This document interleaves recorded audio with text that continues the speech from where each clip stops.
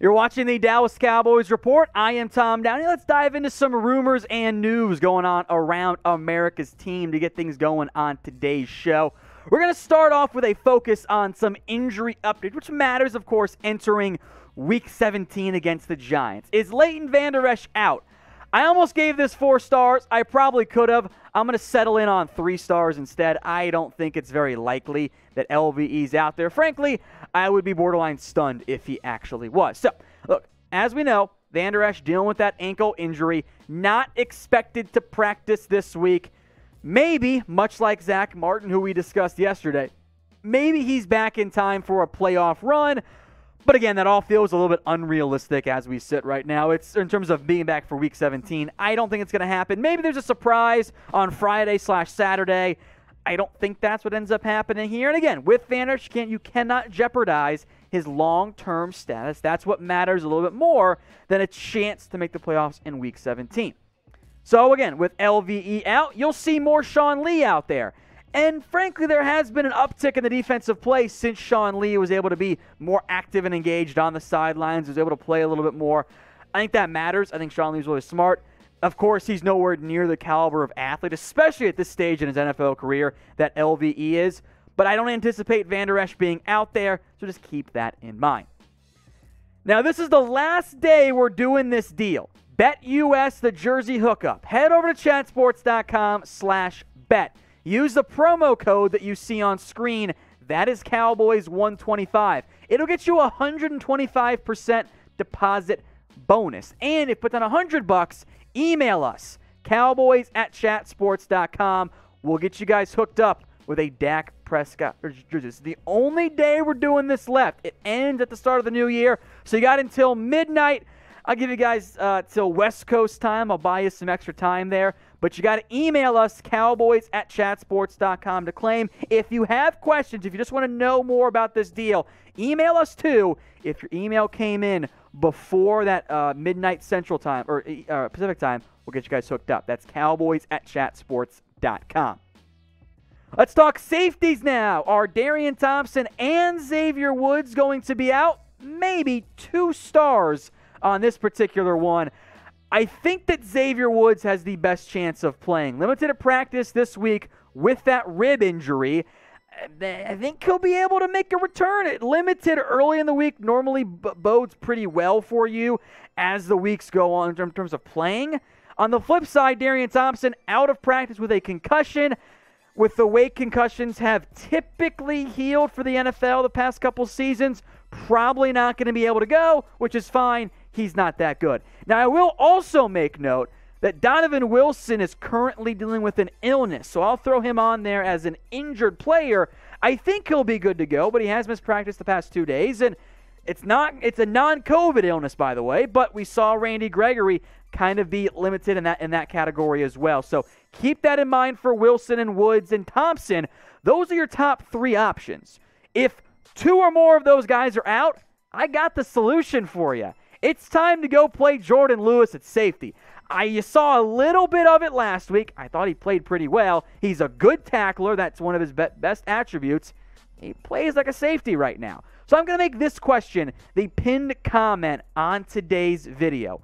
Where do you want to play Jordan Lewis? Type CB for cornerback or type in S for safety. If you get that ad break here on YouTube, scroll on down and get your votes in.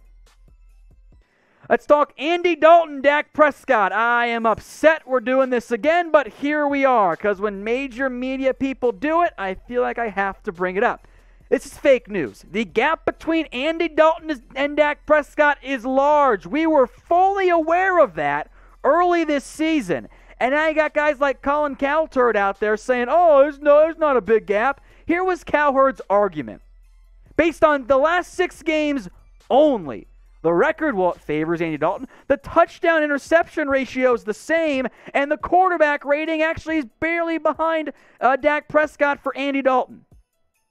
There's a lot going on here, but if we're just making a 6-game sample size, shit, guys, I can make a 6-game sample size say anything that I want it to. You know what? You know what other quarterback over the past 6 games they've played in has actually been worse than these 2 guys? Patrick Mahomes, only using the stats that Cowherd used, Are we going to try and act like Mahomes isn't better than Andy Dalton and better than Dak Prescott? No. Of course we're not going to make that claim. We're not stupid. But what's going on here, and what bothers me about this from Colin Cowherd, is that this is a disingenuous argument and analysis. This is not coming from a place of, let's plug in all the numbers available and see what happens. What's going on here is the analyst in Cowherd is trying to fit a narrative. That's why he stops at 6 games. That's why he picks 6 games and picks a couple of stats out there to try and fit his argument. You look beyond just those numbers, and look at the context, the teams that have been played, look at the totality of the situation. It's very clear Dak Prescott's miles better than Andy Dalton. The fact that we're trying to whittle down a 6-game sample size is our evidence, which is less than 8%, about 8% of the games that Dak's played. Why are we doing that? Because we don't want to expand and go beyond. Look, Andy Dalton's playing much better, and that matters. That's a very good thing. I wanted Dalton because I'm like, I want a quarterback that can go around 500 if my starter misses time. And that's exactly what has ended up happening. But we also have to be fully aware that Dalton struggled earlier this year. What he did his previous couple seasons also matters. And not only that, from Cowherd, it totally ignored Dak Prescott's 4 other touchdowns on the ground or in the receiving category. So we're just discounting stats that are just as impactful as a passing touchdown. This wasn't about, hey, how can I compare these two and see what happens? This is about, hey, how can I try and make Dak Prescott look just as bad as Andy Dalton? And not only that, just one other note here, by the way. Andy Dalton, guys, when it's all said and done, is going to play 1 or maybe 2 games in the regular season against opponents with a winning record. We made a big deal out of that last year for Dak Prescott. Now we're just ignoring it altogether. It's somewhere in the middle. You got to look at everything.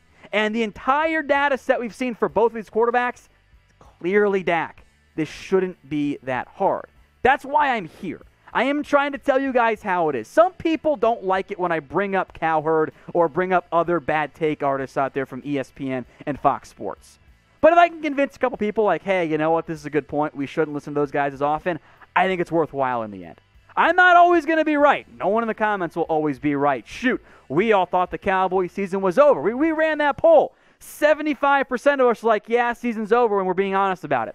It happens, but we're always trying to be honest in the end. If you want updates on the Cowboys that aren't just hot takey, hit that big red button and subscribe today.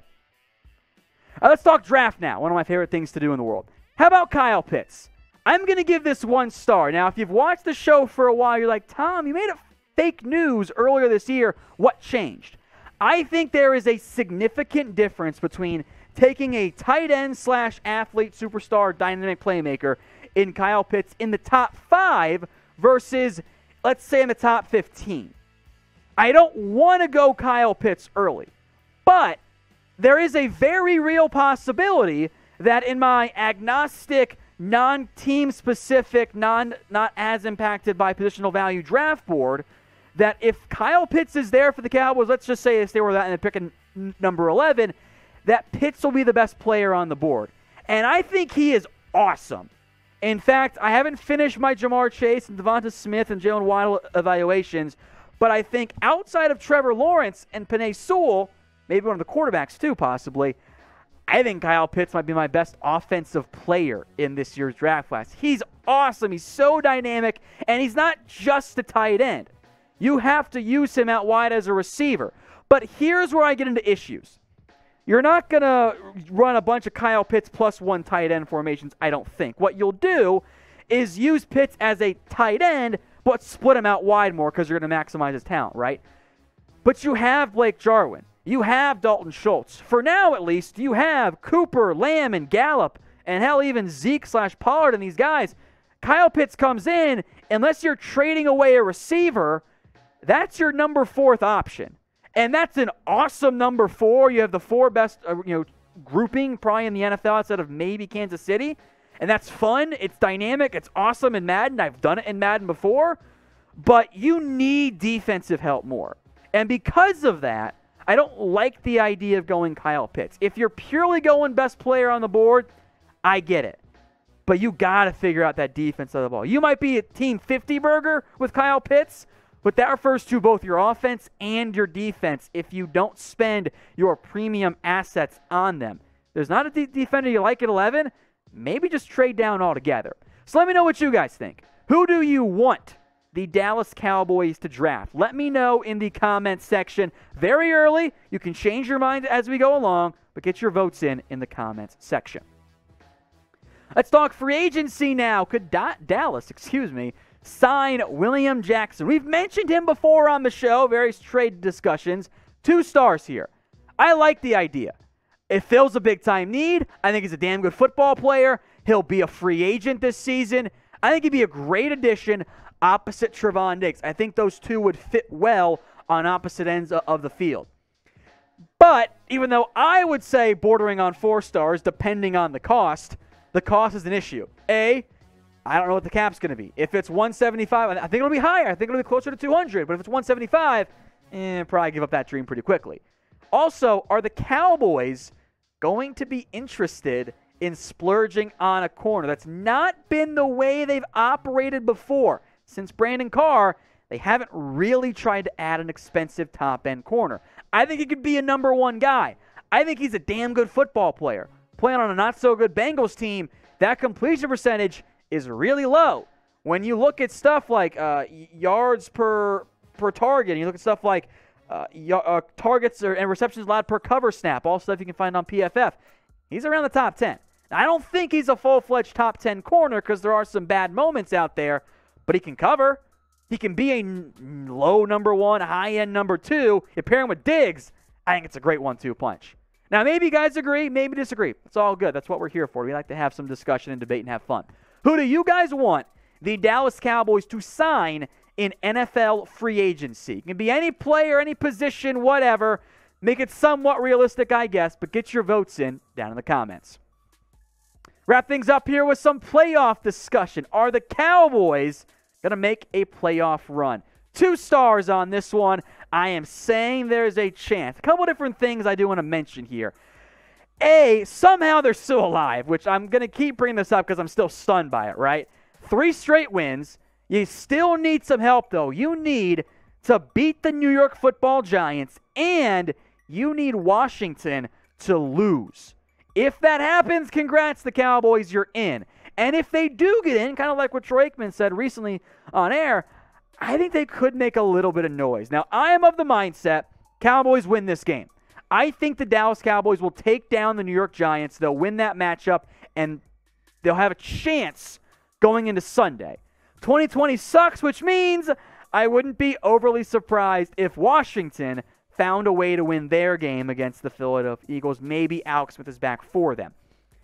I do think this, though, and this is why I gave it 2 stars as opposed to just a 1 star. I think, and it's a bit of a bold take for me, but I stand by it, I think the NFC East winner is going to find a way to win a playoff game this year. It's my Marshawn Lynch beast mode theory.